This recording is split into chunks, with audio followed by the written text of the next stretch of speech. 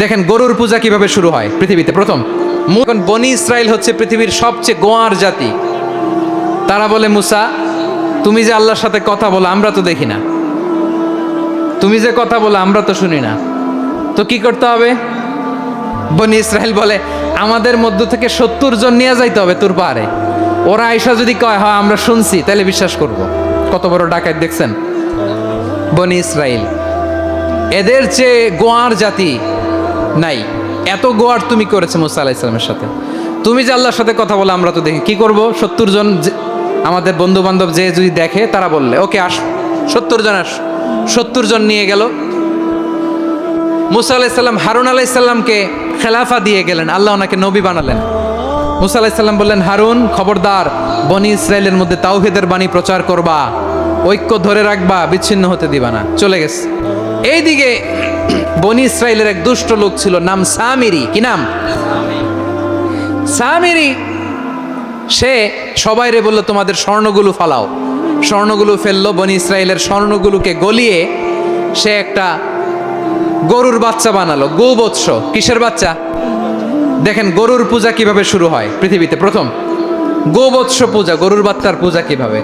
সে স্বর্ণ গলি গরুর বাচ্চা করে, জিবরাইল আলাইহিস সালাম যে জামিনে এসেছিলেন, ওই ফেরেশতার পায়ের নিচের একটু মাটি সে বুদ্ধি করে প্যাকেটে রেখে দিছিল।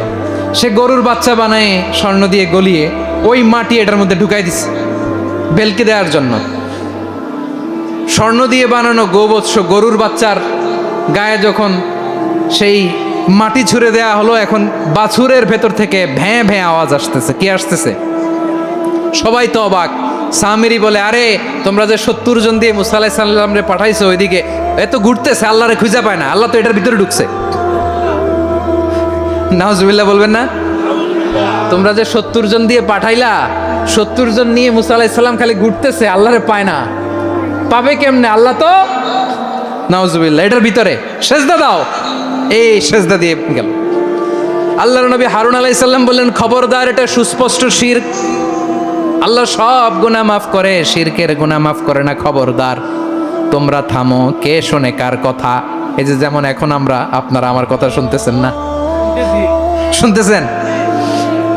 হারুন আলাইহিস সালাম বললেন, খবরদার, এই শিরকি কাজে তোমরা সংযুক্ত হয়ো না। তোমাদেরকে কি মনে নাই আমার ভাই মুসা আলাইহিস সালাম কি বলছে? আল্লাহ শিরক মাফ করে না। খবরদার, শিরক করো না, আল্লাহরে ভয় করো।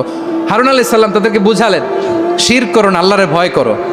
শুধু এতটুকুই তিনি বুঝালেন, দাওয়াতি কাজ পালন করলেন, কিন্তু প্রতিরোধ করেন নাই, সশস্ত্র সংগ্রামে লিপ্ত হন নাই, বাধা দেন নাই। কারণ গৃহযুদ্ধ বেঁধে যেতে পারে। উনি ভাবলেন, আমি যদি আমার বাহিনী নিয়ে দাওয়াত দেওয়ার সাথে সাথে প্রতিরোধ করি, আক্রমণ করি, ওরাও আমারে আক্রমণ করবে, ব্লাডশিড হবে, রক্তপাত।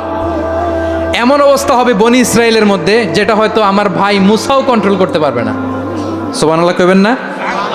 এক একজন নবীকে আল্লাহ তাআলা কি ইন্টেলেক্ট দিয়ে পাঠিয়েছেন। তিনি ভাবলেন, আমি দাওয়াতি কাজটাই করি, এটা যে হারাম এটা থেকে শুধু বারণ করি, কিন্তু প্রতিরোধ না করি। আমি যদি ঐক্য ধরে রাখতে পারি, বাকিটা আমার ভাই সামলে নেবে। সুবহানাল্লাহ। হারুন আলাইহিস সালাম প্রতিরোধ করলেন না। বনি ইসরায়েলের মধ্যে গৃহযুদ্ধ বেঁধে যাওয়ার আশঙ্কায় প্রতিরোধ করলেন না, আক্রমণ করলেন না, শুধু দাওয়াত দিলেন। ইন দ্য মিন টাইম মুসা আলাইহিস সালাম আল্লাহর সাথে কথা বলে যখন ফিরে আসলেন, দেখলেন বনি ইসরায়েলের অধিকাংশ লোক মুশরিক হয়ে গেছে। মুশরিক হয়ে গেছে। মুসা আলাইহিস সালাম রেগে গেলেন। রেগে প্রথমে বনি ইসরায়েলদেরকে অ্যাটাক না করে ভাইয়ের দাড়ি ধরলেন। হারুন আলাইহিস সালামের দাড়ি আর চুল। মেজাজি নবী ছিলেন। হারুন, তুমি কি করলা? তোমারে কি দায়িত্ব দিয়ে গেলাম? তুমি কি করলা? তুমি থাকতে বনি ইসরায়েল কেমন করে শিরকের কাজে নিমজ্জিত হয়ে যায়? সাইয়েদনা হারুন আলাইহিস সালাম বললেন, ইন্নী, কোরআন সাক্ষী, কোরআন থেকে কোট করছি, ইন্নী خشيت أن تقول فرقت بين بني إسرائيل ولم ترقب قولي। ও আমার ভাই, আমার দাড়ি ধরবেন না, আমার মারবেন না। আমি ভয় করেছি, আমি ভয় পেয়েছি, না জানি আপনি বলেন তুমি কেন খশিতু আন তাকুলা ফাররাকতা বাইনা বানি ইসরাইল। আপনি এসে আমারে যদি বলেন তুমি কেন ঐক্য ধরে রাখলে না, কেন মারামারি হলো, কেন রক্তপাত হলো? তোমার কি এই দায়িত্ব আমি দিয়েছিলাম? আমার কথার দিকে কি তুমি ভ্রুক্ষেপ করো নাই? আমি যে বলছি তাওহীদের বাণী প্রচার করবা আর ঐক্য ধরে রাখবা, আমার কথা কি শোনো নাই? আপনি আমারে ধমকাবেন, এই জন্য আমি প্রতিরোধ করি নাই, আক্রমণ করি নাই, গৃহযুদ্ধ আটকানোর জন্য, কিন্তু আমি দাওয়াত দিয়েছি। সুবহানাল্লাহ পড়েন। ঐক্য ধরে রেখেছেন। মুসা আলাইহিস সালাম মুহূর্তেই সামিরীকে আক্রমণ করলেন, অ্যাটাক করলেন, শাস্তি দিলেন। মুহূর্তেই ওই গোবৎস গরুর বাছুরকে ভেঙে চুড়ে মেসাকার করে সাগরের মধ্যে ভাসিয়ে দিলেন। পুরো বনি ইসরায়েলকে আবার তাওহীদের উপর প্রতিষ্ঠিত করলেন। পড়েন সুবহানাল্লাহ। এই ঘটনা থেকে শিক্ষা কি? শিক্ষা হচ্ছে আপনি শিরকের আড্ডাখানা দেখলেও বৃহৎ স্বার্থে তাওহীদের দাওয়াত দিবেন, প্রয়োজনে আপনি ঐক্য নষ্ট করবেন না। সুবহানাল্লাহ পড়বেন না?